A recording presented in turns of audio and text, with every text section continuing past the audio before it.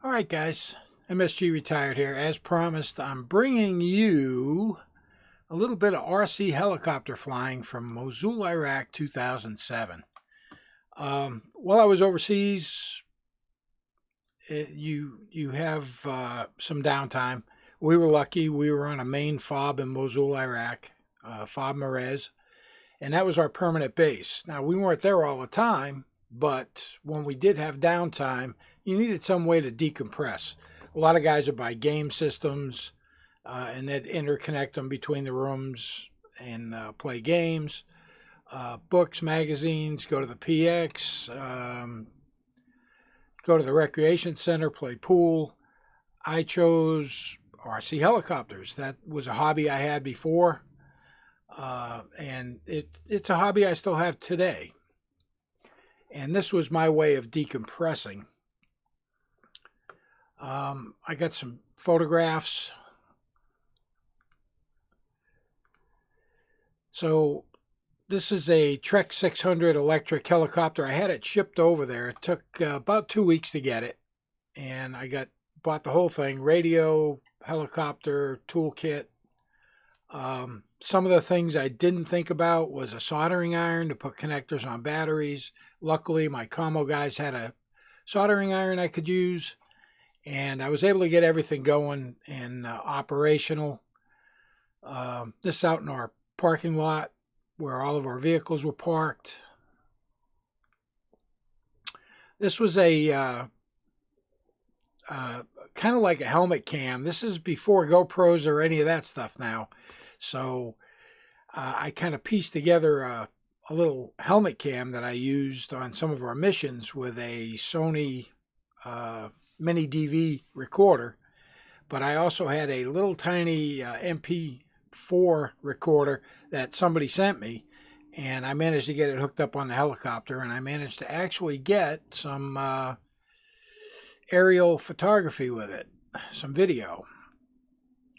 And of course, downtime, you're sitting there hanging out. I said, geez, I wonder if I could get a hand grenade on here somehow and maybe fly over something and drop it. That never came. I never did that. This was just kind of a joke picture. And of course, you can't have one without the other. Nothing like putting an M9 Beretta 9mm. We'll strap that on there and see if we can figure out how we can make that shoot. That never did. I never did that either. Like I said, these are just joke pictures. So that was pretty much it for the slideshow. But I do have some of the, I've got some ground video and some aerial video. So I'm going to go ahead and play that, and I'll narrate it a little bit as we go along. Okay, so I had a little bit of problems with the video playing, but now it's all set. Here we go. So this is the first test flight. You can see the tails wagging a little bit. I had to make some gyro adjustments. I'll tell you, setting up an RC helicopter, there's a lot of stuff you got to do. You know, pitch angles on the blades and all of that stuff. And you can see that tail's wagging pretty good. But that was the first time it came off the ground. And pretty proud of myself being able to build it over there with minimal equipment and tools. One of the first flights. And some of my guys were out there watching and videotaping while I flew it around. And I'm not a great RC helicopter pilot. I mean, I can fly it around, I could do a few little tricks, and that's about it. But like I said, this was a decompression method I had over there. And if I went out and did a couple of flights in the afternoon, or in the early morning, or in the early evening, depending on what our mission schedule was like, it definitely helped me a lot. And it helped with my sanity, I guess. Some of my guys would probably disagree with that, but hey, that's all right.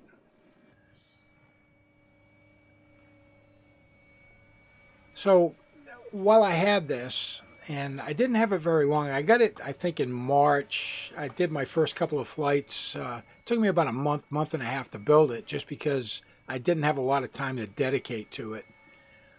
You know, every evening I might do 30 minutes, build something, put something together, make adjustments, get the radio all set up. But I had two majors They saw me flying it out in the parking lot. This was like midday. Probably shouldn't have been flying at midday, but I had an extra hour. I said, hey, I'm going to go out and throw a flight up. Flew it around, and a couple of majors pulled up in their hoopty car. They were what they call landowners. They were the major proponent that was in charge of the area. And they were like, excuse me there, Sergeant, that's a little bit dangerous, isn't it? And of course, with my smart-ass attitude, my comeback, well, sir, if you want to see dangerous, you ought to go outside the wire. It's really dangerous out there. Well, that started a shit show, and of course, who's your commander? I said, stand by, sir. I will escort you over there. I brought it down, landed it. We walked over to my commander's hooch, banged on the door. He comes to the door. What the frick do you... And then he sees the two majors. And I said, don't worry about it, sir. I'm going to box it up and ship it back home. So I only got a couple of months of flying over there, and I got a lot of flights, and I didn't get a lot of aerial video. Here it is out in the parking lot with the makeshift camera on it, and did some flying with it. It was actually pretty cool, and you can see our vehicles out there in the parking lot. You can see the dust, lots of dust. It's almost like silt on the ground. And in the rainy season, it was pretty miserable because you get an inch taller every step you take. But this was just flying around our little parking area, and I'll narrate what some of the areas you're going to see in the video. Right there at the bottom of the screen, there's a tree, and my hooch was right underneath that tree. So easy walk out. You can see we had the 12-foot T-walls, concrete T-walls around everything. When we first got there, those weren't there. And they put those up just to kind of protect us a little bit from water attacks. And some of those little connexes there are the bathrooms, and then you've got some more housing areas for the different units. And the heli's going to pan off to the right a little bit. And coming into screen right there was the refuel point, which was very close to the outer fence or the outer wall. And that wall right there was the wall to the actual fob itself. Fob Marez was a good-sized fob in Mosul. And that's pretty much where everybody was based out of. We did have some cops out in the city, some combat outposts.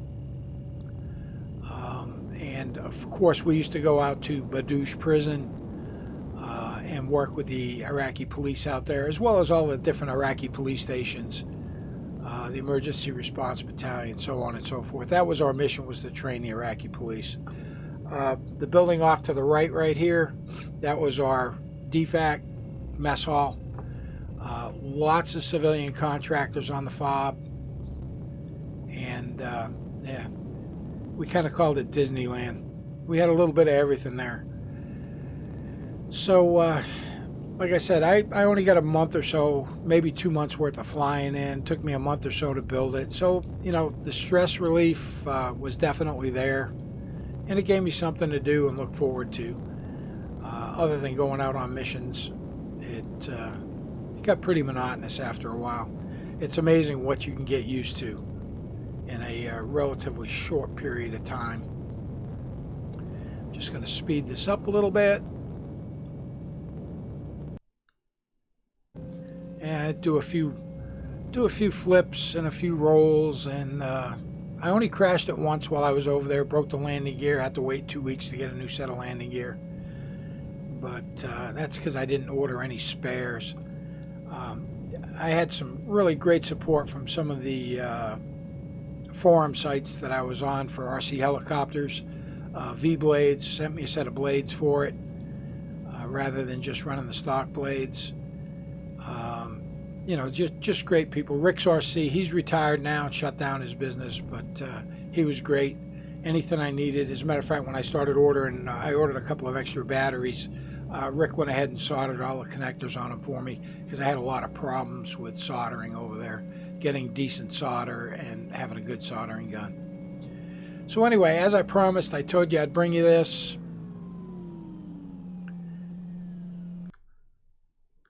And what better day than the day before Veterans Day? So with that, I'd like to thank all the veterans out there for their service. And just wanted to give you a little bit of video here that I took while I was overseas. RC helicopters before drones. DJI Phantom didn't come out until 2013. So I was kind of ahead of the game doing the RC helicopters and putting cameras on them. Anyway, guys, hey, if you like the content, make sure you subscribe to the channel. Give me a thumbs up on the video. Also, if you're out there riding on twos, keep the shiny side up, rubber side down. And as always, have yourself a great day.